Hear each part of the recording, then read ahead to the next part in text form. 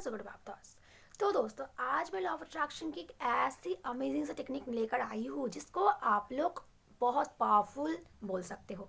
ये technique basically कभी fail नहीं होता। लिटरली लॉ ऑफ अट्रैक्शन की सारी टेक्निक्स ही बहुत पावरफुल है, कभी भी फेल होने का सवाल ही नहीं उठता। तो लेकिन ये जो टेक्निक है ना, ये सबसे ज़्यादा खास है। तो इस टेक्निक का नाम क्या है? इस टेक्निक को लिटरली बोलते हैं 369 मैनिफेस्टेशन टेक्निक, या फिर कुछ लोग इसे बोलते हैं 369 निकोला टेस्ला टेक्निक। अब निकोला टेस्ला एक वैज्ञानिक थे जिन्होंने 369 कोड का इन्वेंट किया है। ये नंबर 3 सबसे ज़्यादा पावरफुल में से एक है। ये 369 नंबर बहुत बहुत लकी नंबर है। यूनिवर्स में सबसे ज़्यादा लकी नंबर है 369, एक कोड है। तो इसको हम अपनी लाइफ में कैसे यूज़ करेंगे, आप अपनी विश फुलफिल करने के लिए इस कोड का कैसे इस्तेमाल करेंगे, तो चलिए फटाफट बता देते हैं।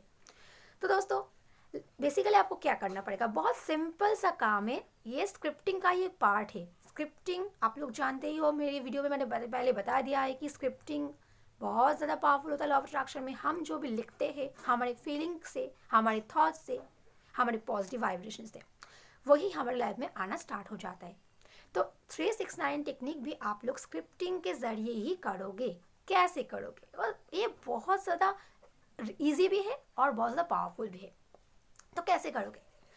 आपको एक कॉपी ले लेना। इसके लिए चाहिए एक कॉपी या फिर डायरी या फिर एक जर्नल जहाँ पे आप लिखना कंफर्टेबल फील करते हो। लाइन सफ़ेद कुछ भी चलेगा, मत पूछना।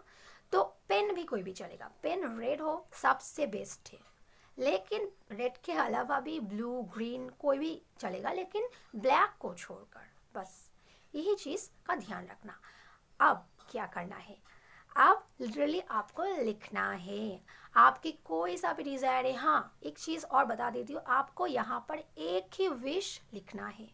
369 टेक्निक में आप एक ही विश के ऊपर काम करोगे। स्क्रिप्टिंग में आप बहुत सारे विश को एक साथ लिख सकते हो, लेकिन स्क्रिप्टिंग में मतलब 369 में आप लोगों को एक ही विश को लेना है।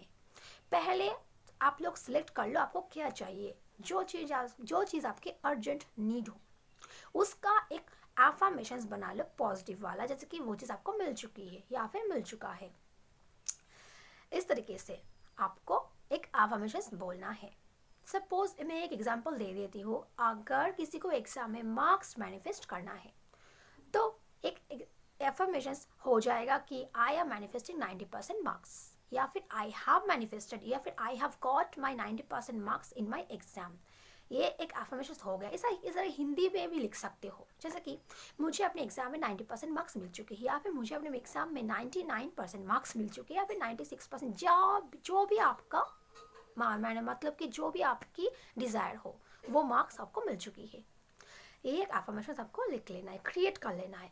अब उस एफर्मेशन को ध्यान से सुन लेना। पहले आपको एक एफर्मेशन क्रिएट कर लेना है, हिंदी में भी इंग्लिश में भी, जहाँ पे आप कंफर्टेबल फील करोगे।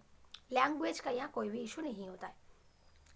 अब उस एफर्मेशंस को लिखना है आपको सुबह 3 बार। सुबह नींद से उठकर फ्रेश वगैरह हो गए, आपको लिखना है दिन में 3 बार, 3 टाइम्स। आपको वही 3 बार एक ही एफर्मेशंस को लिखना है, जैसे कि मुझे अपने एग्जाम में ऐसे मार्क्स मिल चुके हैं। बस इसको 3 बार लिख लेना। अब उसको रख देना है वापस से जहाँ पे आप रखते हो, और फिर उस डायरी को फिर ले लेना है दोपहर में। दोपहर में आपको 6 बार लिखना है।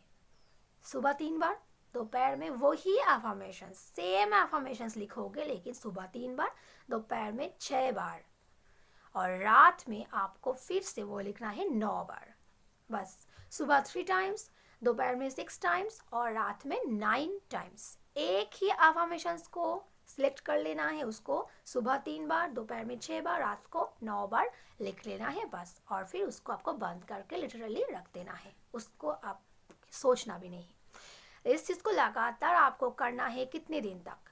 21 डेज तक, या फिर आप 33 डेज तक भी कर सकते हो। कुछ लोग 33 डेज का भी ये बोलते हैं, तो आप चाहो तो वो भी कर सकते हो, 33 डेज या फिर 21 डेज। बस इसको आपको लिख लेना है, और सोचना बिल्कुल नहीं है। जब लिखते हो तभी इसको बस फील करके लिखना, हैप्पी होकर लिखना, खुश होकर लिखना, और जब बंद कर देते हो तो बाद में इसको दोबारा सोचना भी नहीं आपने वो चीज़ करा है। 21 डेज तक या फिर 33 डेज तक आपको लगातार इस चीज़ को करना है, बीच में एक दिन का भी गैप नहीं देना। ये बात आपको याद रखना है, भूलना नहीं है एक दिन भी लिखना। इन दिनों में मतलब 21 डेज लगातार या फिर 33 डेज लगातार कोई भी प्रॉब्लम नहीं होता है। सारे लोग कर सकते हैं, जब चाहो कर सकते हो, मतलब कि सारे लोग कर सकते हैं। लड़कियां पीरियड्स में भी कर सकते हैं, पीरियड्स का लॉ ऑफ अट्रैक्शन से कोई लेना देना नहीं है, तो बेझिझक सारे लोग कर सकते हैं। तो गैप देने की कोई सवाल ही नहीं उठता। डेली आपको करना है 33 डेज तक या फिर 21 डेज तक। लिखने के बाद अब क्या करना है? लिखने के बाद उस कॉपी और पेन को आपको छुपा कर रख देना है। मैं स्क्रिप्टिंग में यही सबको सलाह देती हूँ कि आप लोग अगर आपका लिखा हो गया तो उस चीज़ को आपको छुपा कर रख देनी चाहिए, ना कि आपके सामने रखो, क्योंकि सामने जब रखोगे उस चीज़ को आपको दिखने का मन करेगा, और जब दिखोगे तब डिस्पैरेट होने लगोगे कि कब होगा मेरे विश फुलफिल, आखिर कब होगा। तो डिस्पैरेट होने से आपकी चीज़ें ना और दूर भाग जाते, नहीं मिलते, आपको मिलते भी है तो बहुत टाइम लग जाते हैं, आप लोगों को मतलब उसके ऊपर बिलीव ही नहीं होगा। इसलिए बता रही हूँ आपको, उस डायरी को या फिर जर्नल को छुपा कर आप कहीं पर अलमारी में भी रख सकते हो। उसको भूल जाओ, लिटरली आपको भूल जाना होगा, डिस्ट्रॉय नहीं करना, तभी आपको सिर्फ उसको छुपा कर रख देना है बस। और भूल जाना है, अपने काम करते रहना है, आपको अपने ऊपर भी काम करते रहना है। एग्ज़ाम के लिए मार्क्स मैनिफेस्ट कर रहे हो तो एग्ज़ाम के लिए पढ़ाई करो, चाहे जो भी आप मैनिफेस्ट कर रहे हो तो उसके लिए काम करना स्टार्ट कर दो और उसको भूल जाओ बस।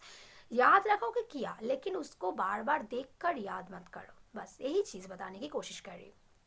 इसको करने के बाद जब आपके विश फुलफिल हो जाए, जितने दिन लगे आपके विश फुलफिल हो जाए, विश फुलफिल होने के बाद उस कॉपी को आप डिस्ट्रॉय कर सकते हो। आपके पास रख भी सकते हो चाहो तो, या फिर आप चाहो तो डिस्ट्रॉय भी कर सकते हो। कैसे डिस्ट्रॉय करोगे? आप चाहो तो उसको बर्न करके उसके एसेज को हवा में ब्लो कर सकते हो, या फिर आप पानी में भी बहा सकते हो। ये दो तरीके से आप लोग डिस्ट्रॉय कर सकते हो, या फिर उसको बर्न कर दो या फिर उसको पानी में बहा दो बस। और कुछ लोग डिस्ट्रॉय नहीं करना चाहते, जैसे कि मैं अपने स्क्रिप्टिंग का सारा कॉपी मेरे पास है, मैं डिस्ट्रॉय नहीं करती, मैं उसको सब कुछ संभाल कर अपने पास ही रख देती हूँ, बार बार देखते नहीं, जब भी मन करता है तब तब देखती हूँ। तो आप लोग ये भी कर सकते हो, बार बार दिखने के विश फुलफिल हो जाने के बाद आप लोग देख ही सकते हो, तब दिखने का कोई प्रॉब्लम नहीं है, लेकिन फुलफिल जब तक ना हो तब तक बार बार नहीं देखोगे।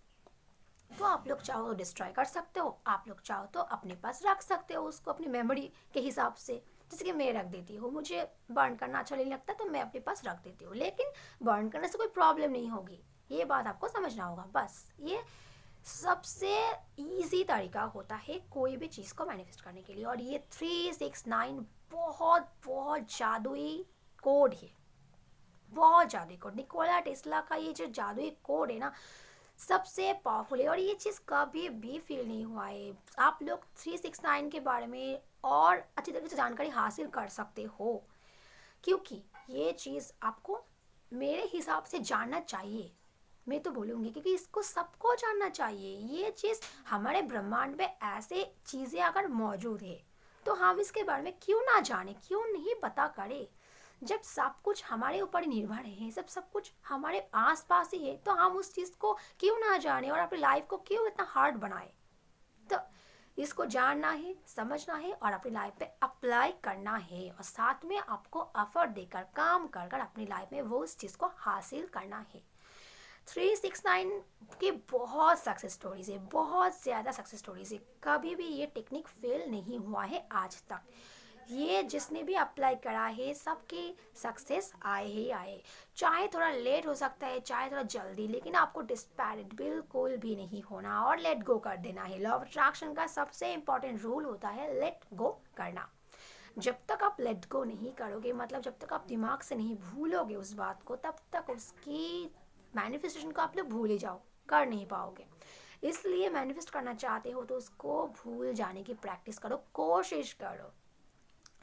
इस तरीके से आप लोग 369 के टेक्निक से अपने सारे के सारे डिज़ायर्स को फुलफिल कर पाओगे। लॉ ऑफ अट्रैक्शन डेफिनेटली 100% क्या 1000% काम करेगा। और एक चीज़ बता देती हूँ, आपको मांगना है रियलिस्टिक चीज़ें, जो चीज़ें आप अचीव कर सकते हो, जो चीज़ आपके हाथ में हो, ऐसी विश आपको सिलेक्ट कर लेनी है, फिर आपकी सारे डिज़ायर्स फुलफिल हो जाएंगे। ये बात आपको समझना होगा। 369 बहुत बहुत बहुत ज़्यादा नंबर, ये चीज़ को मैंने भी खास करके अप्लाई करके देखा, ये चीज़ सच में काम करता है यार। कभी कभी ना टाइम भी ले लेता है, तो आपको घबराना नहीं है, आपको डिस्पाइट बिल्कुल भी नहीं होना है।